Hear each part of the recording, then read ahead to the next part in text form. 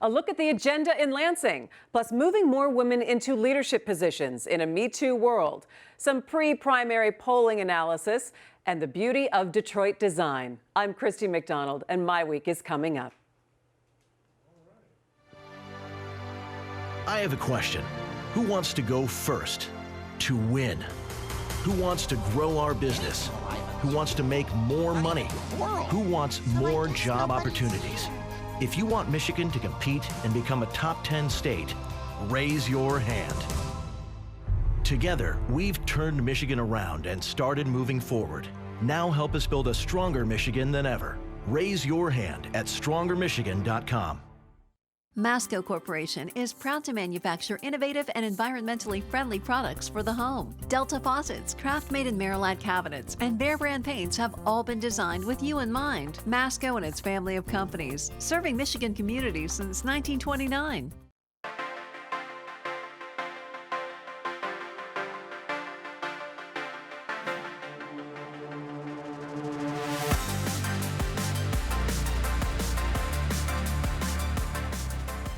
Hi there, and welcome to MiWeek. I'm Christy McDonald. This show is all about great conversations this week. Coming up, lawmakers were busy this week in Lansing with two controversial votes, repealing the prevailing wage law and working changes to Medicaid. Stephen Henderson sits down with the top legislators in the state and takes a look at big decisions they're facing in Lansing. Plus, Nolan Finley goes in-depth with pollster Richard Czuba and checks numbers in the governor's race and race for Senate. Also coming up for you, I sit down with three unique and very powerful women for a conversation on female leadership and the Me Too movement. And we will give you an early look at Detroit Public Television's latest documentary on Detroit design. It is all coming up for you on MiWeek. But let's get started with Stephen Henderson's conversation with State Senate Majority Leader Arlen Meekhoff, House Minority Leader Sam Singh, and Senator Jim Ananich. They were on Stephen's radio show, Detroit Today, up on Mackinac Island at the Policy Conference, and started off taking a closer look at legislation aimed to protect women in the wake of Larry Nassar's abuse. Two bills in response to the Nassar scandal are headed to the Governor Rick Snyder's desk.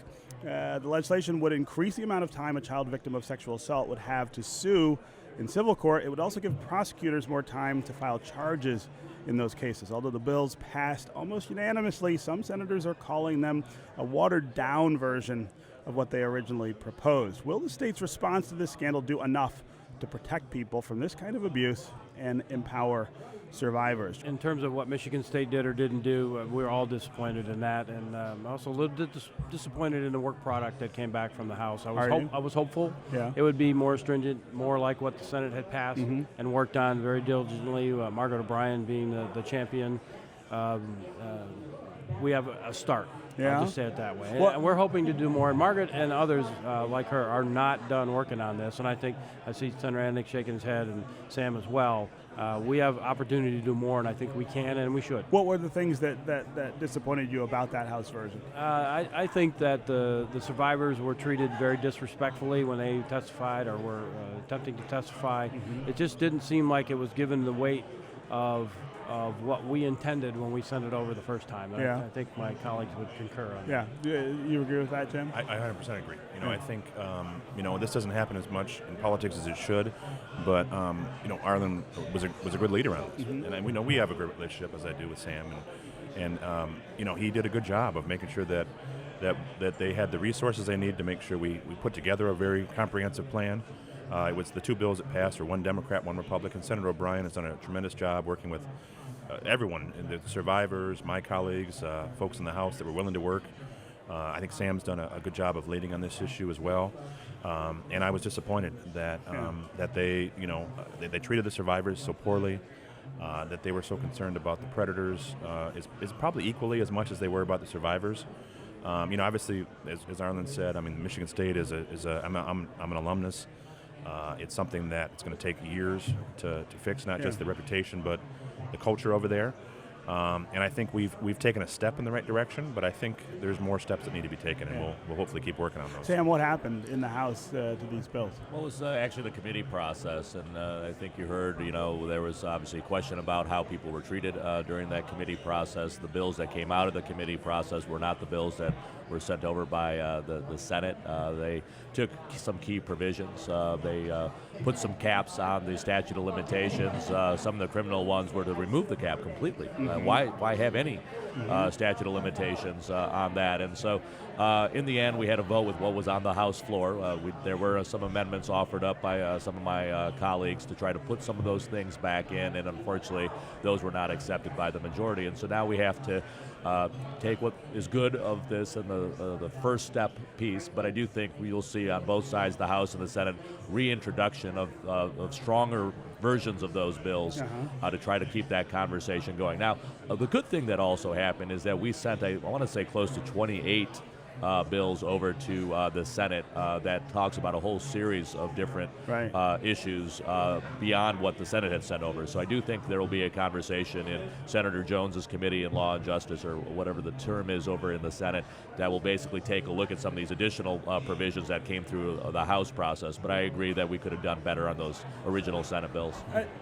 I want to ask about governance of the universities, and that's something that's come up in this scandal, is how they're run, and questions about the board of trustees at Michigan State. Should we be thinking about doing that differently than we do? Well, I mention this often. When universities have a great year and things are going well, they're autonomous and they take all the credit. Okay?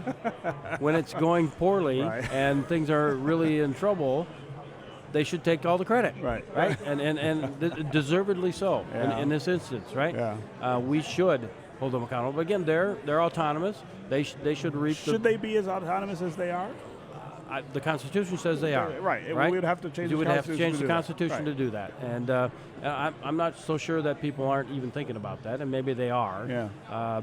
But again, it is unfortunate it is for the survivors and the university. It's going to take them a long time to rebuild their reputation, their finances, their leadership. But I do believe that the folks that are on the board should stay on the board, and they should fix this. It's their responsibility. They let it get here, whether willfully or not, doesn't matter. The results are the same. You feel like it's their They should stay there, and they should fix it. Yeah. I want to change the subject here to the Medicaid expansion work requirements that are being debated. Arlen, talk about why Republicans think this is something we ought to do. Yeah, well, I think it's Republicans and Democrats. It's both. Yeah, so I think it cuts both ways. I mean, we have some 800,000 people that are eligible under this, and because of the other exceptions, it's really about 350,000 folks that would be required to put in some sort of effort on 20 hours a week of work. And I think anybody who is working and sees other able-bodied people that aren't working, they would like them to have a job. And we have lots of jobs here in Michigan. I think you see help wanted signs everywhere. So I don't think it's really a partisan thing at all. It's really about dignity in work, dignity in their family, all of those things, and I think it's a great opportunity for Michigan. So there's been some talk about the way that this was crafted. It accepts some folks in rural parts of the state and would be enforced against people in places like Detroit. There's a racial dynamic, of course, that accompanies that. Can you explain that? And that must be a perception, because I don't believe that to be true. You don't believe that to be true? I do not. Do you believe, though, that the idea of requiring people who are on Medicaid to work is punitive in any way? I mean, the idea having a job is not punitive. Well, having a job is dignity and value and worth for a person. Do you think sometimes the burdens of that work look really different for people at the bottom of the economic scale? The burdens for our work look very different too. I think it's a big part of it is dignity and having a job. Okay. Jim Ananick, how do you respond to that? I think there's no question that the best way to help in any individual is make sure they have a good job, right? And I think one of the things I brought to Senator Shirkey that, this was done pretty quickly, and I think some of the things I wanted to see was we have a fractured child care system, right? There's the quality of child care is vastly different from place to place, from institution to institution. The access, we still need to expand that. We've done a good job, I think, of starting to expand it, but we haven't done it all the way. In my community, I also offered to have Senator Shirkey meet with the director of our Mass Transit Authority, because we actually send more people outside of our county than we do internal routes on our bus, because we're sending people to go work all over the place. To jobs. So I think we need to expand programs like that. We need to expand access to child care. We need to make sure that there was some pretty major flaws in this plan. I just don't philosophically believe you should dangle health care over people's heads to say, if you don't do something, us as government, we're going to take it away from you. I understand, that's a difference that we may have. Right. I think empowering people to work is a goal we should all have. And I think increasing access to child care, good quality child care, increasing access to transportation is the way to do that. And I think we can do that and have the same effect. And I think that's a better way to do it. Yeah. As we move into summer, political campaigns for the primary are heating up. People are closely watching the race for governor and checking out the poll numbers that go along with it. Nolan Finley had a conversation with Richard Czuba, the pollster that the Detroit News uses, while they were up at the Mackinac Policy Conference. Richard, we are now full-fledged into the 2018 political season. You did some polling for the chamber coming into this conference. You've been doing some polling ongoing, taking a look at the political climate in Michigan as we head into these very vital midterm elections. Just to set it up, every seat in Michigan is up for grabs this year. That doesn't happen every year. It happens every 8 years. And so here we are, big election year in Michigan. How do you see the climate here in Michigan going into the summer campaign season? Well, right now we're seeing two different primaries occurring on both sides of the aisle. Mm-hmm. On the Democratic side, what we're seeing is a dead-even race between Sri Thanedar and Gretchen Whitmer. Does that surprise you? Well, I think everybody is surprised that Sri Thanedar has spent essentially $3 million of his own money. Of his own money. And he has made himself a viable candidate as a result of that money, that spending. But can you remain a viable candidate if it's all based on spending your own money? Well, I think more importantly, does he have support within the Democratic establishment? And it seems Gretchen Whitmer has rounded up all of that support. She has all the levers of turnout for a Democratic primary, and she hasn't spent a cent yet, and she's dead even. Okay. So I think in the next coming weeks, we're going to see her go up on the air, and I think this race is going to start shifting considerably in her favor. Yeah, just for the fact that she's entering the advertising game, where Thanedar has been for all of these weeks. Does this suggest any sort of weakness in her campaign? The fact that this unknown candidate has come out of nowhere and is dead even with her? Well, campaigns are a marathon. They're not a sprint. Yeah. And in this case, what we're looking at is, I think Whitmer's campaign has been very steady. They know what they want to accomplish. They do have a hole in terms of name ID in Southeast Michigan, particularly Wayne County. That can be made up on television. What cannot be made up is how you turn out your vote. Yeah. And that's where she is going to have a clear advantage on primary day. So, third candidate in this race, Abdul El-Sayed, is he non-factor? At this stage, he's in single digits. It would take considerable resources, which he doesn't appear to have, to really make a mark here in this race. I don't expect that he's going to be a real contender for the nomination. So let's look to the Republican side of the primary. This is one where you've got Bill Schuette, the Attorney General, running against the Lieutenant Governor Brian Calley. Yeah. They are the two front runners.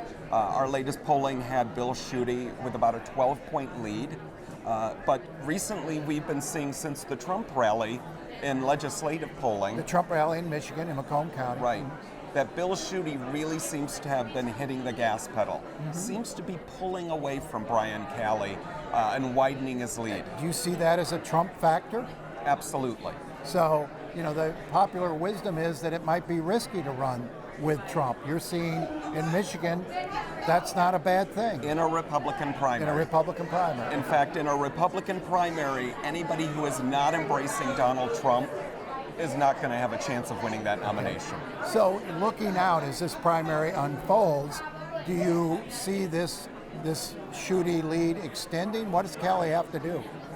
Well, I think the dynamics are there for Bill Schuette to win comfortably in the nomination right now. I think Brian Calley, has gone, frankly, pretty negative. Is that turning off voters? I think it might be. Particularly Republican primary voters. Brian Kelly had a lot of room yet to grow in terms of name ID. Yeah. So it's a big risk to start attacking your opponent when they don't know you yet. Right. So looking to the general election, your polling now indicates a Schuette Whitmer race. What do you see in terms of enthusiasm level between Republican and Democratic voters at this stage? Well, right now we see both bases equally motivated to vote. Okay. I do see a problem Republicans are facing with those voters who aren't call themselves more supporters of the Republican Party than Donald Trump. Okay. They are less motivated to vote right now. And that's about a third of the Republicans? That is about a third of Republicans. And I think that is where there may be weakness on the Republican turnout side in terms of enthusiasm.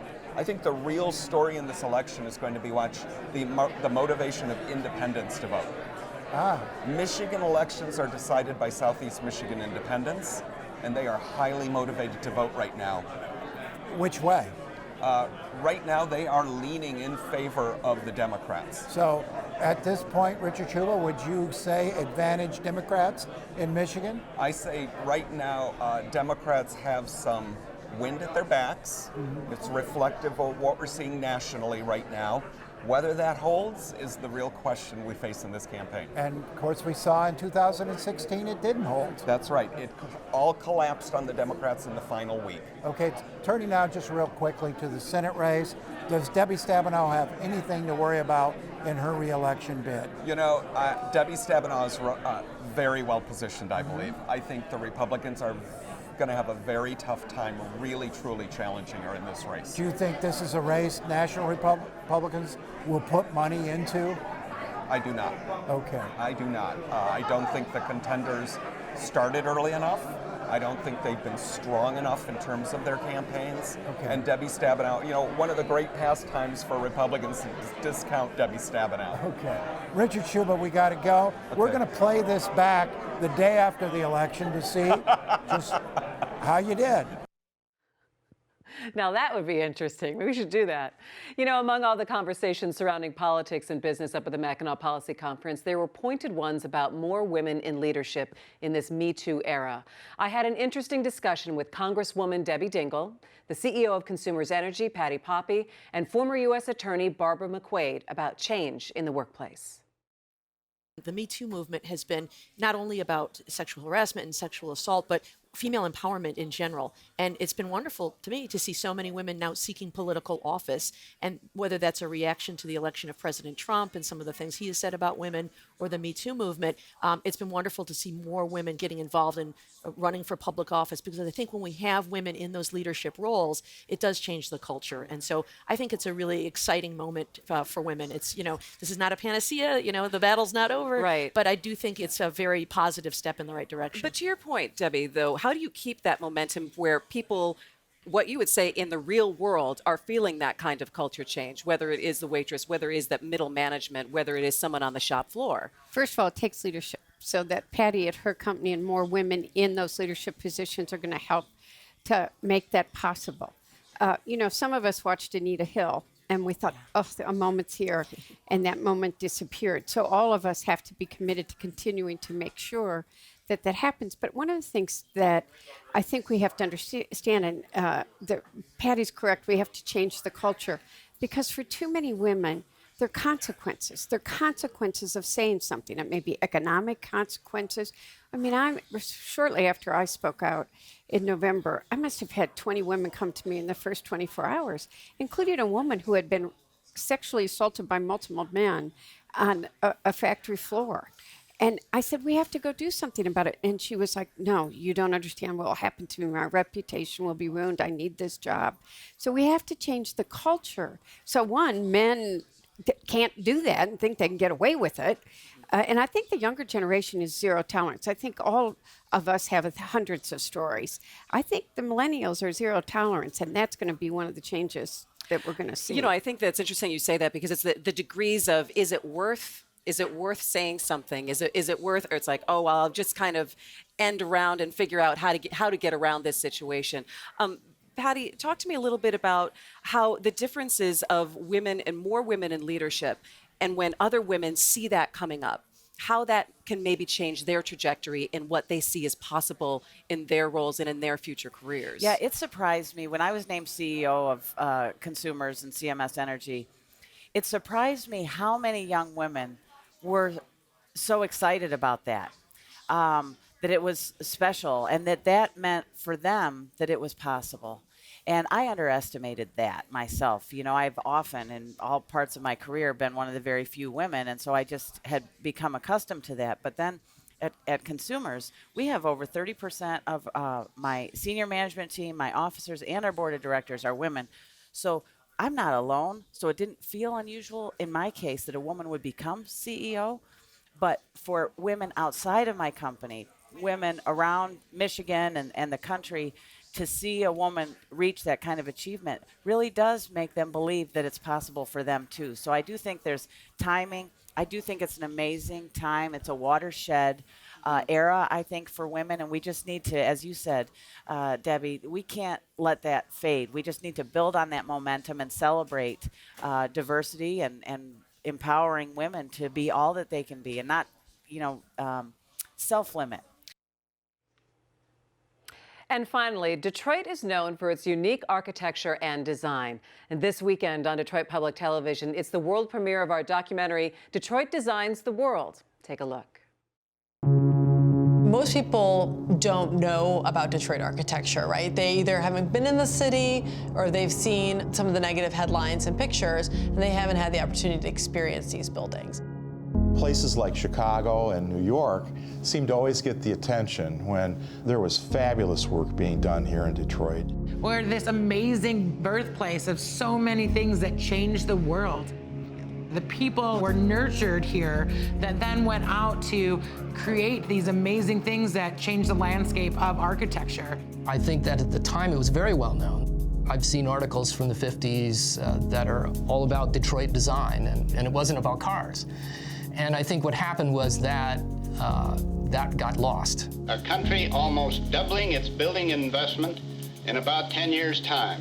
An investment of about $500 billion. What kind of beauty are we going to buy with all that money? Architecture also has the purpose of marking and enhancing man's time on Earth. The buildings themselves become logos for the corporations that built them.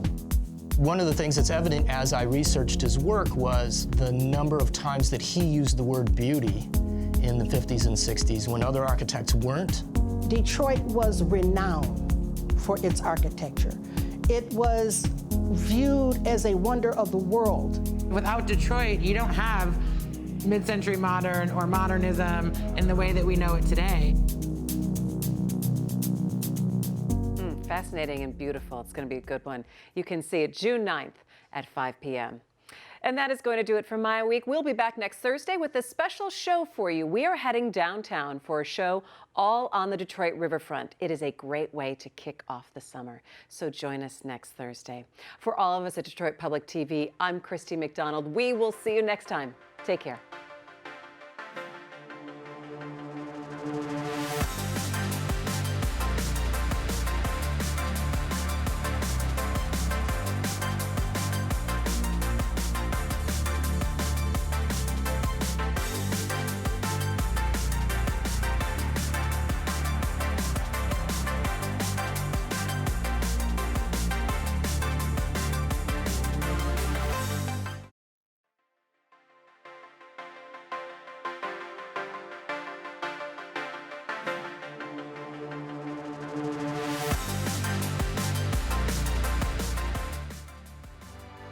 I have a question. Who wants to go first to win? Who wants to grow our business? Who wants to make more money? Who wants more job opportunities? If you want Michigan to compete and become a top 10 state, raise your hand. Together, we've turned Michigan around and started moving forward. Now help us build a stronger Michigan than ever. Raise your hand at strongermichigan.com. Masco Corporation is proud to manufacture innovative and environmentally friendly products for the home. Delta faucets, craft-made in Merillat cabinets, and Behr brand paints have all been designed with you in mind. Masco and its family of companies, serving Michigan communities since 1929.